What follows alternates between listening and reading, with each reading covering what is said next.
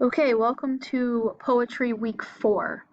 I misspoke last week. I thought we were wrapping it up, but we are extending it one more week, okay, to really hone in on those poetic device skills and to keep reviewing the theme or central message of a poem. Okay, so here are our learning objectives for this week. Okay, so by the end of the week, you should be able to read or listen to the poem, eating while reading, and write down what is happening in the poem. You should also be able to come up with at least two details or two pieces of text evidence that support your answer.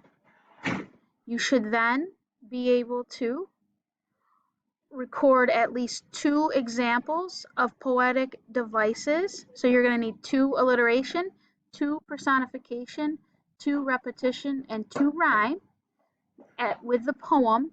Okay, eating while reading. Mrs. DiCarlo is going to tackle that with you guys. And then to wrap up the week, you should be able to write a paragraph that explains the one of the poem's theme or central message. So this week we are focusing on eating while reading. Okay, let's get into today's lesson.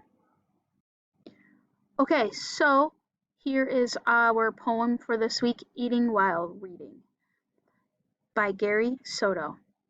What is better than this book and the churn of candy in your mouth, or the balloon of bubble gum, or the crack of sunflower seeds, or the swig of soda, or the twist of beef jerky, or the slow slither of snow cone syrup running down your arms? What is better than this sweet dance on the tongue and this book that pulls you in? It yells, "Over here!"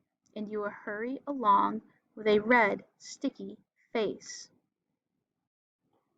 All right, so now that you've listened to the poem, I want you to think about what is happening in the poem. What are some things you are visualizing as you listen to or read the poem?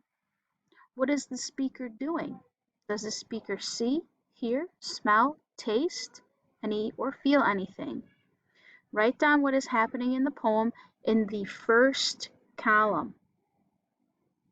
In this column, you're going to put down at least two pieces of text evidence, so two lines in the poem that support your answer in the first column.